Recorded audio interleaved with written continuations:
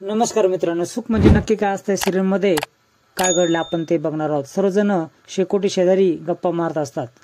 मी जर त्या ठिकाणी असतो तर माझी बोबडीच वळाली असते असं संत्या बोलतो। नित्या म्हणते की म्हणूनच तर राजमाला तिच्या डोळ्यामध्ये मरणाची भीती बघायची आहे। आता मरणाच्या दारामध्ये उभाच करावं लागेल, कसरत करावं लागेल असं नित्या बोलते। त्यानंतर आदिराज बोलतो, कसली कसरत करायची असली तरी मी तयार आहे। तिच्या मनामध्ये असणारी इच्छा आपण ती पूर्ण करायचीच। सावरी म्हणते, हे काम जयदीपचं नाही आदिराजचं आहे, बिंदास काम करून टाक, पुढे जे होईल ते देवी बघून घेईल। आदिराज देखील बोलतो, चालतंय मग त्या शालिनीला मरणाच्या दारात उभा करूयात। त्याला कोणाच तरी कॉल येतो, तिला रेंज नसते म्हणून ती थोडी पुढे जाऊ लागते। त्याची ती खूप ओरडते आदिराज आदिराज म्हणून। सगळेजण तिकडे धाव घेतात तर त्या ठिकाणी मोबाईल पडलेला असतो आणि नित्या गायब असते। नित्या कुठे गेली असे सगळे शोधू लागतात। त्याच वेळेस शोधाची गरज नाही असं सावरी बोलते आणि नित्या तिकडून येते। मला कोणीतरी डोकावताना दिसलो, मी त्याचा पाठलाग केला पण तो पळून गेला गाडीवर बसून असं नित्या सांगते। त्यानंतर राजमावरचं संकट टळलं नाही असं आदिराज बोलतो। आदिराज बोलतो, आता तुम्हाला सोडून तुमच्या आजूबाजूच्या माणसाच्या मागे ती लागली आहे, आपल्याला काहीतरी करावं लागेल। रेस्ट हाऊसवर सोमा शालिनीला गोळ्या देत असतो। तू गोळ्याच दे फक्त, मला जेवायला देऊ नकोस असं बोलते। नित्या आणि आदिराज तिथे येतात। गेल्यानंतर आमच्या घरामध्ये काही काही घडतंय आणि तो सोमाकडे बघू लागतो। शालिनी हो का असं बोलते। त्यानंतर नित्या मॅडमनी स्वतः बघितलं आहे त्या माणसाला तिथं घुटमळताना असं म्हणून तो सोमाजवळ जातो आणि सोमाचा मोबाईल चेक करू लागतो। देखील बोलते की तुमच्या माणसाला सांगा ना की आमच्यावरती पाळत ठेवू नको म्हणून। देखील नित्याला बोलते की तुझी बायको नेहमी माझ्यावर संशय घेते, हा खूप घाबरला असतो। आदिराज त्याचा फोन चेक करतो, बोलते काही सापडलं का त्याच्यामध्ये। त्या शालिनी जवळ जाते आणि आजचा दिवस खूप चांगला आहे, आजचं एक पाऊल तुझ्या मरणापाशी जाणार आहे असं बोलते। माझ्याबद्दल भडकवतीये असं ती आदिराजला बोलते। तिचं तुझ्यावर खूप प्रेम आहे पण ती तुला माझ्या विरोधात भडकवत आहे असं सांगते। हे योग्य नाही असं बोलते।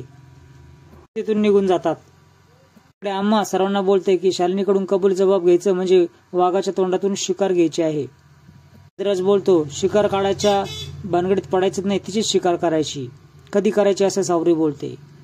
त्याचा फोन वाजतो आणि तिकडून आश्रय बोलतो। आश्रय सांगतो की तिच्या पायामध्ये सुरक्षा कडा आहे, त्या कड्यामुळे तिचा जीव जात नाही किंवा तिला मरण येत नाही।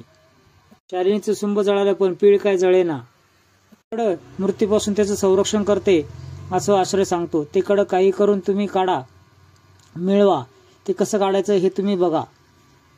तिला देखील माहित आहे की कडं असल्यामुळे तिचा मृत्यू होणार नाही। शालिनी पायामध्ये कडं घालते आणि नित्या नक्की पलटवार करणार असं बोलते। तेवढ्यात सोमा येतो, प्रॉब्लेम झालाय, सवय आहे मला असं शालिनी बोलते। पोलीस केस झाली जी आहे पूर्वी त्या चौकशीसाठी मला पुन्हा बोलवलं आहे असं सोमा सांगतो। मला जावं लागेल असं बोलतो। जा असं तू बोलते। त्याला गन देते आणि माझ्या दिशेने रोख असं बोलते। त्यानंतर ट्रिगर दाब असं बोलते। सोमा खूप घाबरतो, असं का बोलताय असा विचार करत असतो। त्यानंतर सोमा तिच्या फोर्स नंतर गोळी झाडतो पण गोळी लागतच नाही, सुटतच नाही। त्याच वेळेस असं कसं झालं असं सोमा विचारतो। त्यावेळेस ती सोमाला कडाविषयी सांगते की माझं मरण कधीच होऊ शकत नाही, मी आमरण आहे। नाईलाजाने तिथून निघून जातो। आदिराजला बोलते, तुझ्या डोक्यात आहे ते सगळं होईल ना, काही गोंधळ तर होणार नाही ना।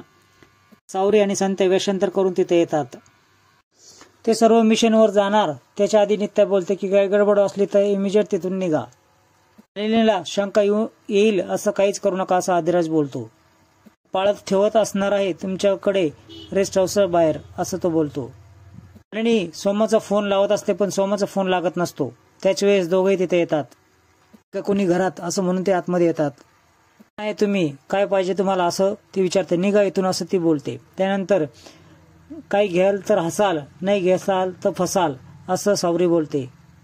तू निघून मला हसायचं नाही आणि फसायचं देखील नाही असं शालिनी बोलते। जेवढ्या गोष्टी आहेत ते सगळ्या मंतरलेल्या आहेत, तुमची इडापिडा टळेल असं सावरी बोलते। आजूबाजूला मरण दाबा धरून बसलो होतो म्हणून आपण इथं आलो होतो, त्यांना काही गरज नाही, चला इथून असं बोलते। त्यानंतर शालिनीला धक्का बसतो। मरायची जर हौस असेल तर आपण तरी काय करणार असं सावरी बोलते।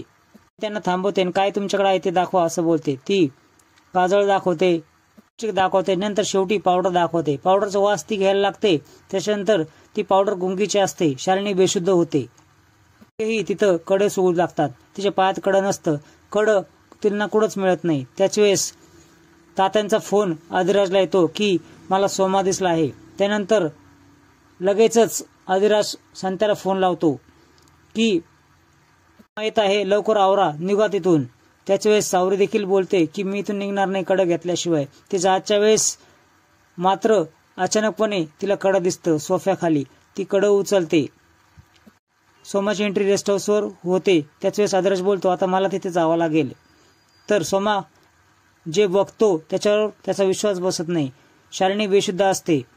पुढील भागामध्ये खूप चांगलं दृश्य बघायला मिळणार आहे. का तुम्हाला असं वाटतंय की संत्या आणि सावरी यांना सोमाने पाहिलं असेल? तर हा व्हिडिओ नक्की बघा. व्हिडिओ पाहिल्याबद्दल धन्यवाद.